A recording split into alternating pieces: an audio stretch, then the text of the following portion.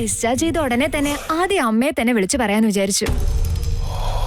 വേഗം ഇക്കാര്യം അച്ഛനോടും മുത്തശ്ശിയോടും പറഞ്ഞേക്ക്, ഞങ്ങൾ പെട്ടെന്ന് വരാം. ഓക്കെ അമ്മേ, ബൈ.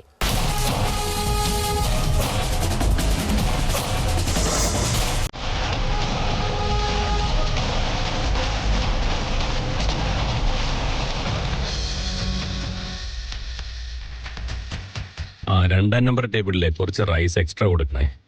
അവര് നേരത്തെ പറഞ്ഞില്ലായിരുന്നു. ആ കുട്ടിക്ക് ഊത്തപ്പം കൂടി കൊടുത്തേക്ക്. ശരി അച്ഛാ, പക്ഷെ നമ്മളിങ്ങനെ എക്സ്ട്രാ ഒക്കെ കൊടുക്കുവാണെങ്കിൽ കളക്ഷൻ കൂടില്ല.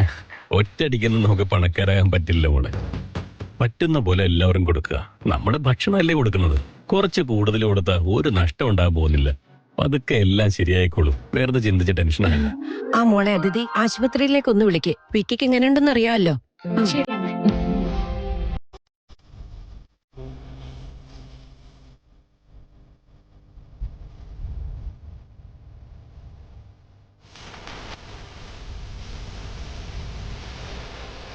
വിക്രാന്ത്, നിനക്കിപ്പോ എങ്ങനെയുണ്ട് മോനെ? പെയിന് വല്ലതും തോന്നുന്നുണ്ടോ? ഒരു പ്രശ്നമില്ല ചേട്ടാ. ചേട്ടനെ കൂടുള്ളപ്പോ എനിക്കൊന്നും സംഭവിക്കില്ലല്ലോ. ഞാനിപ്പോ ഓക്കെയാണ്, ഭയങ്കര കംഫർട്ടബിൾ ആണ്. പക്ഷെ എന്റെ ചേട്ടൻ സേഫ് അല്ലെന്ന് ഓർക്കുമ്പോൾ എനിക്ക് നല്ല വിഷമമുണ്ട്. ചേട്ടൻ പെട്ടി ഈ കുരുക്കിൽ നിന്ന് ഞാൻ എങ്ങനെയെങ്കിലും രക്ഷിക്കും.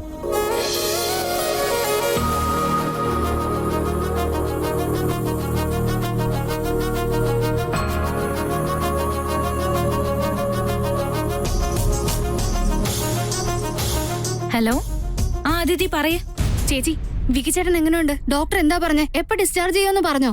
അയ്യോ സോറി മോളെ, ഞാൻ വീട്ടിൽ വിളിച്ച് പറയാൻ മറന്നുപോയി. വിക്കി ചേട്ടനെ ഡിസ്ചാർജ് ചെയ്ത് ഞങ്ങൾ വീട്ടിലേക്ക് പോയിക്കൊണ്ടിരിക്കും.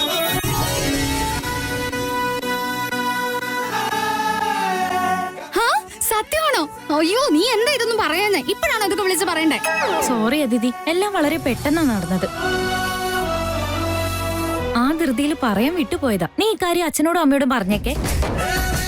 വിക്കി ചേട്ടൻ ഇപ്പൊ ഡബിൾ ഓക്കെ, ഒരു കാര്യത്തിന് ടെൻഷൻ വേണ്ട. അയ്യോ, ഇത് കേട്ടപ്പോഴാ ശരിക്കും സമാധാനമായത്. എല്ലാവർക്കും സന്തോഷവും. പെട്ടെന്ന് പറയട്ടെ. റൗഡി കൊച്ചേ, ആ ഫോൺ എനിക്കൊന്നോ. ഹലോ അനിയത്തി കൊച്ചേ, നിനക്ക് സുഖല്ലേ? അവിടെ ഓക്കെ അല്ലേ? ഓ വിക്കി ചേട്ടാ, ഞങ്ങളെയൊക്കെ ഓർമ്മയുണ്ടല്ലേ? ഇവിടെ എല്ലാവർക്കും സുഖമാ. ചേട്ടൻ വേഗം ഒന്ന് ഓക്കെ ആയാൽ മതി. ഈ ഞാനുണ്ടല്ലോ, അത്ര പെട്ടെന്നൊന്നും പോവില്ല. ഇനി എന്തൊക്കെ കാര്യങ്ങൾ ചെയ്തു തീർക്കാനുണ്ട്. Don't worry. ഓ ഒന്ന് മിണ്ടാതിരിക്കേട്ടാ, ഇങ്ങനൊന്നും പറയല്ലേ. ആരതി ചേച്ചി ഇതൊക്കെ കേൾക്കുന്നില്ലേ? ഇപ്പൊ തന്നെ അത് കരഞ്ഞൊരു വഴിക്കായി. ഇനി ഇതുകൂടി കേട്ട അടുത്ത 10 ദിവസം കൂടെ കരയും. അത് ശരിയാ, അല്ലെങ്കിൽ തന്നെ അവൾ ഇപ്പൊ കരയെന്നുള്ള മോഡില്ല. അപ്പൊ പിന്നെ ഞാൻ ഓക്കെ ആണെന്ന് വീട്ടിൽ അച്ഛനമ്മയടുത്തും പറയണം. എനിക്കൊരു പ്രശ്നമില്ലെന്ന് അറിയിക്കാനാ ഞാൻ ഫോൺ വാങ്ങി നിന്നോട് സംസാരിച്ചത്. ശരി ഏട്ടാ, ഞാൻ പറഞ്ഞേക്കാം. Take care. അമ്മേ, അച്ഛാ, അഞ്ജു, അയ്യോ ഒന്ന് വേഗം വാ. എന്താണ് കാര്യം? വിക്കി ചേട്ടനെ ഡിസ്ചാർജ് ചെയ്തത്. അവര് വീട്ടിലോട്ട് പൊക്കോണ്ടിരിക്കുക. വിക്കി ചേട്ടൻ എന്നോട് സംസാരിച്ചേ. അമ്മ ചേച്ചി അവരുടെ കൂടെ പോവാ. ഞാൻ എക്സ്ട്രാ റൈസ് ചോദിച്ചിരുന്നില്ലേ, അത് എത്രയാ? അതിന് കാശൊന്നും വേണ്ട, അത് ഞങ്ങളുടെ വക ഫ്രീയാ.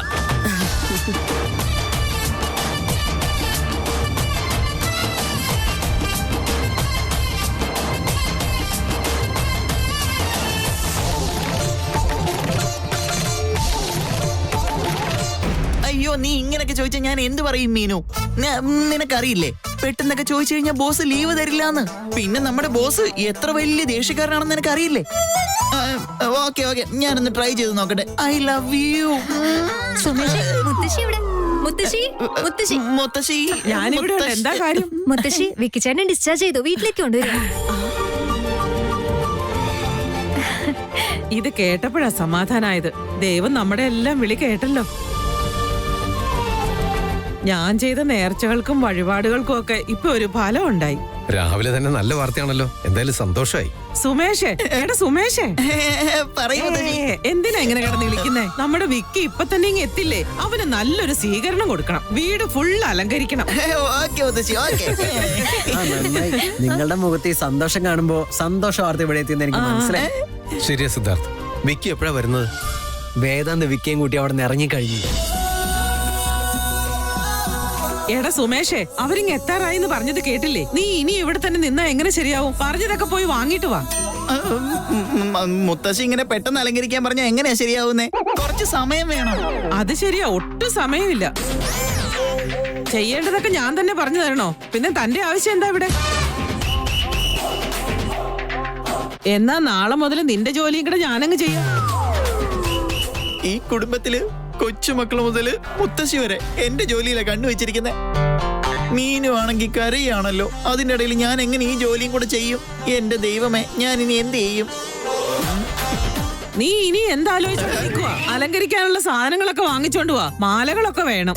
ഈ സിനിമയിലും സീരിയലിലും ഒക്കെ കാണിക്കാറില്ലേ, ഈ ബർത്ത്ഡേ പാർട്ടിക്കും കല്യാണത്തിനും ഒക്കെ കെട്ടുന്നത് പോലത്തെ തോരണങ്ങൾ ഉണ്ടാവണം. അതുപോലെ വൃത്തിക്ക് ഈ വീട് മുഴുവൻ റെഡിയാക്കണം. വേഗം ചെല്ലടാ. ബോസിന്റെ പിയുടെ ശമ്പളം മാത്രമേ എനിക്ക് തരുന്നുള്ളൂ. പക്ഷെ ഞാൻ ഇവിടെ ഓൾറൗണ്ടറാ. ഡെക്കറേറ്ററും ഞാൻ തന്നെ, ട്രാൻസ്പോർട്ടറും ഞാൻ തന്നെ. എന്താ പറഞ്ഞ? ഒന്നുമില്ല, ഞാൻ പോന്നു ഞാൻ പോയി.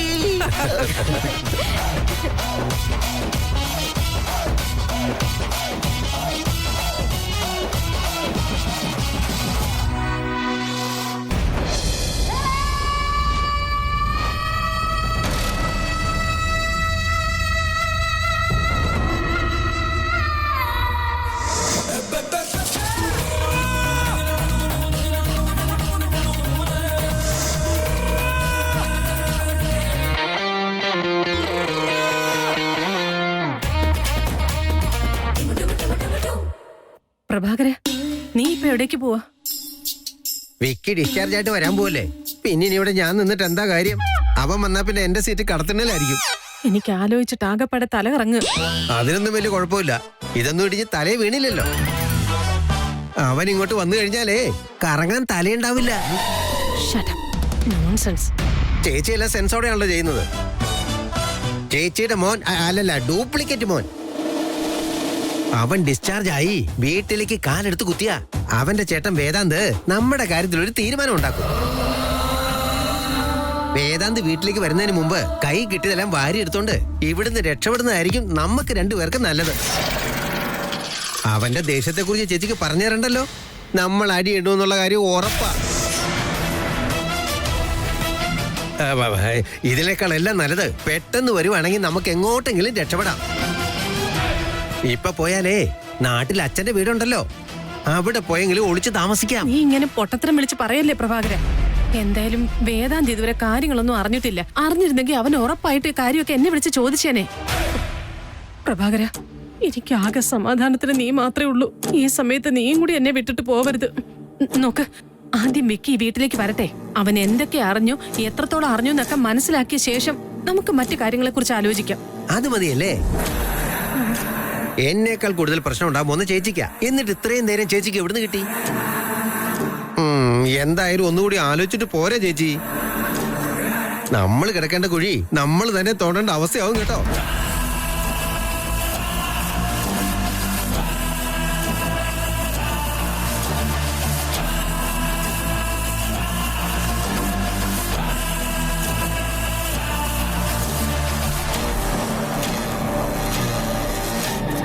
മുസ്തഫ മുസ്തഫ ഡോണ്ട് വറി മുസ്തഫ, ബാക്കി വരി എനിക്കറിയത്തില്ലല്ലോ. സുമേഷേ, എന്തൊക്കെയാ ഞങ്ങൾ പറഞ്ഞേ? വീടൊക്കെ ഡെക്കറേറ്റ് ചെയ്യണം, എല്ലായിടത്തും ഹാരങ്ങൾ കെട്ടണം, എന്നിട്ട് അത് എന്തെങ്കിലും ചെയ്തോ? അതല്ല എനിക്ക് വിട്ടേക്ക്. ഇവിടെ പട്ടിപ്പണി എടുത്തിട്ടാണെങ്കിലും ഞാൻ ഇതെല്ലാം ഡെക്കറേറ്റ് ചെയ്തിരിക്കും. എന്താ പറഞ്ഞേ? അല്ല, ഞാൻ പെട്ടെന്ന് ചെയ്തോളാം. ഇപ്പൊ തന്നെ തീർക്കാന്നേ. ഹലോ, പറഞ്ഞോളൂ സർ. അതല്ല സർ, ഞാൻ പറഞ്ഞത് 10 ബോക്സ് മൈസൂർ പാക്കാം. 10 ചോദിച്ചെടുത്ത് 7 ഉള്ളൂന്നോ? അങ്ങനെ പറഞ്ഞു ഒട്ടും ശരിയാവില്ല സർ. 10 ബോക്സും കിട്ടിയേ പറ്റൂ. Okay sir. എന്താടാ എന്റെ മുഖത്ത് നോക്കിക്കുന്നേ? പറഞ്ഞു പണി ചെയ്യും. സിദ്ധാർത്ഥ്, നീ ഇത് ഡാൻസ് കളിച്ചോണ്ട് വെക്കുന്നേ? എന്തെങ്കിലും ചെയ്യേ. സുമേഷ് ഹെൽപ്പ് ചെയ്യാ. സമയമില്ല, പറഞ്ഞു മനസ്സിലാക്കുക. എന്താ അതിങ്ങനെ? എടാ പൊട്ടാ, എന്റെ പാവം ഭാര്യ. അവളൊന്നില്ലെങ്കിൽ പ്രഗ്നന്റ് അല്ലേ? എന്നിട്ട് എത്ര ഉഷാറായിട്ടാ ജോലികൾ ചെയ്യുന്നത്. ഇവിടെ നീയോ വേറൂടായി. സാറിന്റെ പാവം ഭാര്യ സാറിനോടും കൂടെയാ ജോലികളെല്ലാം കൂടെ ചെയ്യാൻ പറഞ്ഞത്. ഇതാ പിടിക്ക്, എന്നിട്ട് വന്ന് എന്നെ സഹായിക്കും. വേഗം പുറത്ത് പോയി ആ LED ബൾബൊക്കെ ഒന്ന് കത്തിക്ക്. ഞാൻ പോയി പാട്ട് സെറ്റ് ആക്കട്ടെ. ഒരു കാര്യം പറഞ്ഞു നിൽക്കുകയാണല്ലേ? ഞാൻ എന്താ ചെയ്യാൻ പറഞ്ഞേ? ഇങ്ങനെ കാര്യങ്ങൾ പോയാൽ നടക്കില്ല സുമേഷേ. ആകെ ഒരു പണിയാ നിന്നെ ഏൽപ്പിച്ചത്. നിനക്ക് അതുപോലും കറക്റ്റ് ആയിട്ട് ചെയ്യാൻ പറ്റില്ലേ? ചേട്ടന് ബിയേക്കാൻ വേറെ ഒരു പൊട്ടനെയും കിട്ടിയില്ലല്ലോ.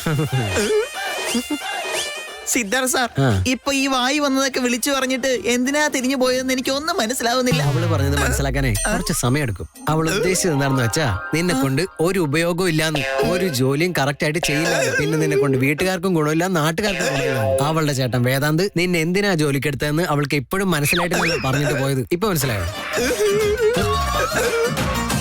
ബോസിന്റെ പ്യൂണായിട്ട് ജോലിക്ക് കയറുന്നതിലും നല്ലത് ഏതെങ്കിലും വാർക്കപ്പണിക്കാരന്റെ കൂടെ ജോലിക്ക് പോകുന്നതായിരുന്നു. എടാ സുമേഷ്, വരുന്നു.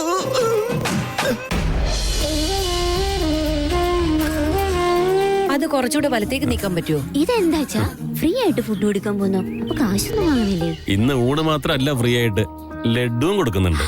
അല്ലച്ചാ, ഇന്ന് നമുക്ക് കളക്ഷൻ കുറവാണല്ലോ. അതിനിടയ്ക്ക് ഫ്രീ ആയിട്ട് ഫുഡ് കൊടുത്ത എന്ത് ചെയ്യും? നീ മറന്നോ അതിഥി? നമ്മുടെ വിക്കി ഇന്നല്ലേ ആശുപത്രിയിൽ നിന്ന് വീട്ടിലേക്ക് വരുന്നത്. ആ സന്തോഷത്തിലാണ് ഇന്ന് ഈ ഓഫർ. വിക്കിയുടെ ആരോഗ്യത്തിന് വേണ്ടിയിട്ട് നമുക്ക് വേറെ പൂജയും വഴിപാടൊന്നും ചെയ്യാൻ പറ്റിയില്ല മോളെ. അങ്ങനെ എന്തെങ്കിലും ചെയ്യുന്നതിനേക്കാൾ എത്രയോ നല്ലത് ഇങ്ങനെ ചെയ്യുന്നത്. അതുകൊണ്ട് ഇവിടെ ഫ്രീ ആയിട്ട് ഫുഡ് കൊടുത്താൽ അതൊരു അന്നദാനമായിട്ട് കണക്കാക്കല്ലോ. അതല്ലേ നല്ലത്? അത് തന്നെയാ നല്ലത്. വരുന്നവരൊക്കെ വയറ് നിറച്ച് സന്തോഷത്തോടൊക്കെ ഫുഡ് കഴിച്ച് തൃപ്തിയോടെ എണീക്കുന്നത് തന്നെയാണ് വിക്കിക്ക് വേണ്ടി ചെയ്യാൻ പറ്റുന്ന ഏറ്റവും വലിയ വഴിപാട്. ആ അനുഗ്രഹം മുഴുവൻ നമ്മുടെ വിക്കിക്ക് കിട്ടുമല്ലോ. ഇന്നെന്ത് പറ്റി സാർ? ഫുഡ് ഫ്രീ ആണോ? അതെ, ഇന്ന് ഊണ് ഫ്രീയാ. സത്യമാണോ പറയുന്നത്? ടേംസ് ആൻഡ് കണ്ടീഷൻസ് ഒന്നും ഇല്ലല്ലേ? അയ്യോ, അങ്ങനെയൊന്നുമില്ല. ഫ്രീ എന്ന് പറഞ്ഞാൽ ഫ്രീ തന്നെയാണ്. എന്റെ മരുമകന് ആക്സിഡന്റ് ആയിട്ട് ഹോസ്പിറ്റലിലായിരുന്നു. ഇന്നാണ് ഡിസ്ചാർജ് ആയത്. ആ സന്തോഷത്തിലാ ഇന്ന് ഈ ഓഫർ കൊടുക്കുന്നത്.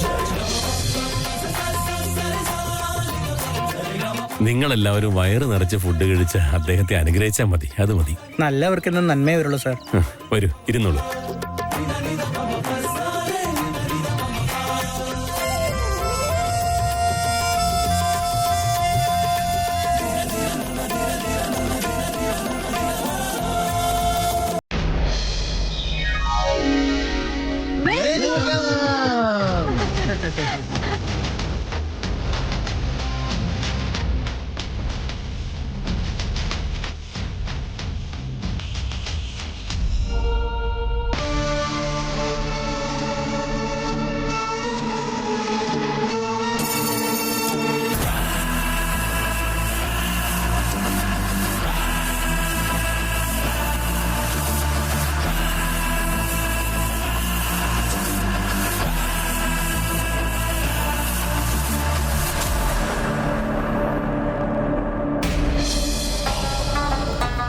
നാശം പിടിക്കാൻ എല്ലാവരും എത്തിയല്ലോ.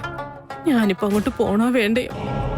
പോയി കഴിഞ്ഞ വിക്രാന്ത് എല്ലാവരുടെ മുന്നിൽ വെച്ച് എന്തെങ്കിലുമൊക്കെ വിളിച്ചു പറഞ്ഞാലോ? വിക്കിയോട് എല്ലാവർക്കും സ്നേഹവും സിമ്പതിയും മാത്രമേ ഉള്ളൂ. ധ്രുവയോട് ചെയ്തതുപോലെ ഈസി ആയിരിക്കില്ല കാര്യങ്ങൾ. ഇതൊക്കെ മാനേജ് ചെയ്യാൻ എന്തായാലും ബുദ്ധിമുട്ടായിരിക്കും.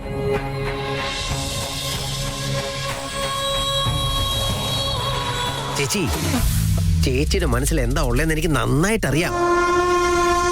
പക്ഷെ ഇപ്പൊ ചേച്ചി നോർമലായിട്ട് പെരുമാറിയില്ലെന്നുണ്ടെങ്കിൽ, വിക്കിയോട് സംസാരിക്കെങ്കിലും ചെയ്തില്ലെങ്കിൽ ചേച്ചി എല്ലാരും സംശയിക്കും. അതല്ല പ്രഭാകര, അവൻ എന്തൊക്കെയാ അറിഞ്ഞിരിക്കുന്നത് നമുക്കറിയില്ലല്ലോ. അതൊന്നും അറിയാതെ ഞാൻ അവനോട് എങ്ങനെ സംസാരിക്കും? നമ്മളൊരു കൊലപാതക ശ്രമം നടത്തിയവരാ. അതൊക്കെ വലിയ കേസായിരിക്കും എന്ന് മനസ്സിലാക്കുക. അതൊക്കെ ആലോചിച്ച് ഇവിടെ നിന്നാലും വരാൻ പോകുന്ന റിസൾട്ട് ഒന്ന് തന്നെ ആയിരിക്കും. എല്ലാം ഒരുപോലെ തന്നെയല്ലേ? ജയിലിലെ ഗോതമ്പുണ്ടേയും നാട്ടിലെ വീടായാലും ഒരുപോലല്ലേ?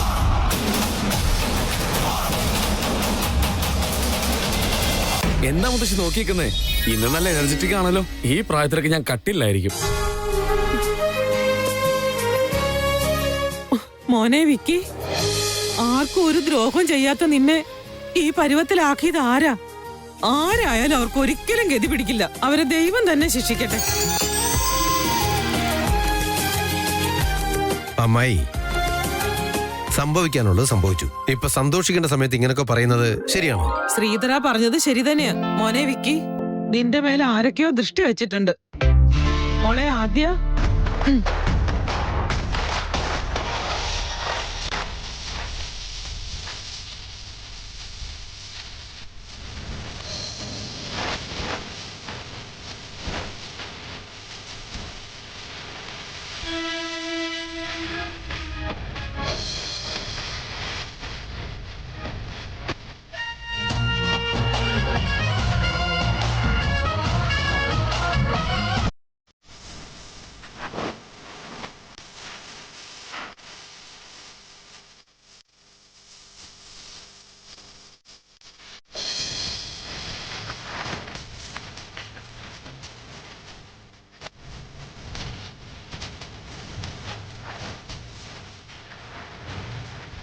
ഇനി ആരുടെ ദൃഷ്ടി കൊണ്ട് നിനക്കൊന്നും സംഭവിക്കില്ല. ദുഷ്ടന്മാരാരും നിന്റെ അടുത്തേക്ക് വരാനും പോകുന്നില്ല. അങ്ങനെ വരുന്നവരൊക്കെ സ്വയം ഇല്ലാതെയാകും. അകത്തേക്ക് നടക്കും മോനെ.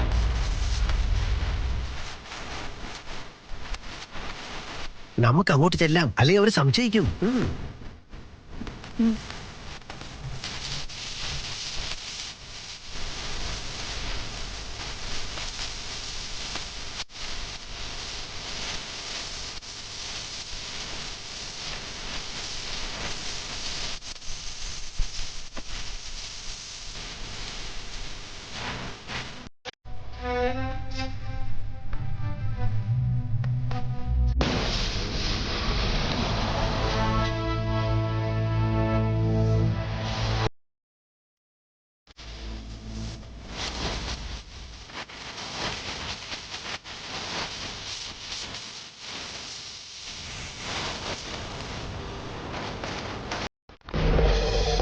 എന്തുപറ്റി സുഹാസിനി? പുതിയ നാടകം നിങ്ങൾ കളിക്കുന്നില്ലേ? ഞാൻ ജീവനോടെ തിരിച്ചു വന്നു എന്നുള്ള ഷോക്കിലായിരിക്കും അല്ലേ?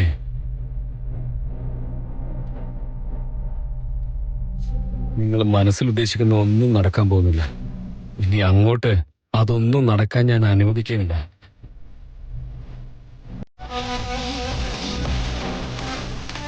മദറിന്റെ എന്താ അവിടെ നിൽക്കുന്നത്?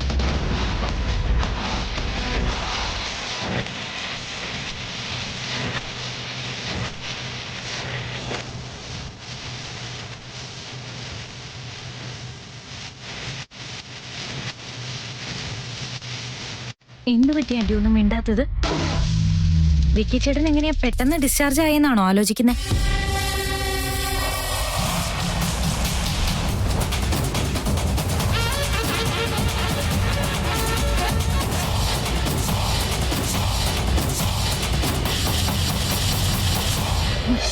അത് പിന്നെ ഇനി 2 ദിവസം കൂടെ ഹോസ്പിറ്റലിൽ കിടക്കണമെന്നാ ഡോക്ടർ പറഞ്ഞത്. വീട്ടിൽ വന്ന വേഗം ശരിയാകുമെന്ന് ഞങ്ങൾ പറഞ്ഞ് സമ്മതിപ്പിച്ചതാ.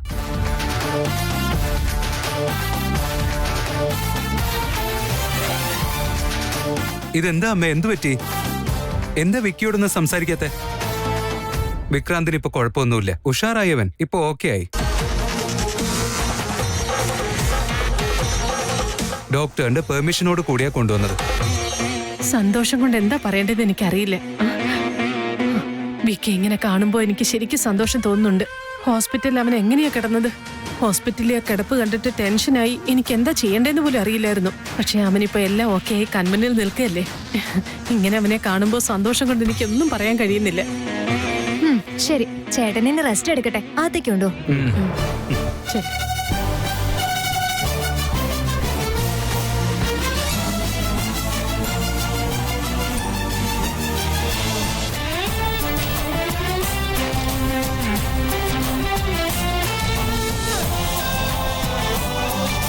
അമ്മു, നീ ഇതെങ്ങോട്ടാ പോകുന്നത്? ചേട്ടന് അകത്ത് കൊണ്ടേ കിടത്തെ. നമ്മുടെ ജോലികളൊക്കെ ഈ റൂമിന് പുറത്ത് മതി, ബാക്കിയൊക്കെ ആരതി നോക്കിക്കോളും. പെർമിഷൻ ഇല്ലാതെ അകത്തേക്ക് പോവാൻ പറ്റില്ലല്ലോ, അല്ലേ ആരതി? അങ്ങനെയൊന്നും പറയില്ല ഏട്ടത്തി. നോക്കുമോളെ, നിന്റെ ഭർത്താവ് വിചാരിച്ചതിനേലും നേരത്തെ ഓക്കെ ആയി തിരിച്ചു വന്നിട്ടുണ്ട്. ഇനി പഴയതുപോലെ ആക്കേണ്ടത് നിന്റെ കടമയാ. എടുത്തി, എന്റെ ചേച്ചി വിചാരിച്ച വിക്കിച്ചേട്ടൻ വേഗം ഓക്കെയോ? ആരതിയുടെ പ്രേമം ഭയങ്കര ഫേമസ് ആണല്ലോ. നെയ്യോ അതുപോലെ ആയിരിക്കുമല്ലോ. എടുത്തി, എന്താ കാര്യം? ഒന്നുമില്ല എടുത്തി, നിങ്ങൾ അകത്തേക്ക് പോക്കോ. ചേട്ടാ, പതുക്കെ പതുക്കെ. വിക്കിച്ചേട്ടാ, all the best. All the best rowdy baby.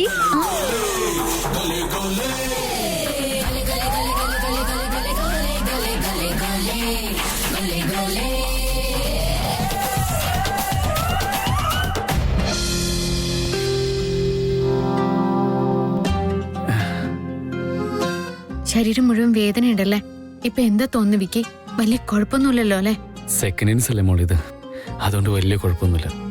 കാലം വന്ന് കുറെ തവണ ഡോറട്ടി വിളിച്ചു. ഞാൻ ആ ഡോറ് തുറക്കുന്നതിന് മുമ്പ് നിങ്ങൾ എല്ലാരും കൂടെ എന്നെ വിളിച്ചില്ലേ?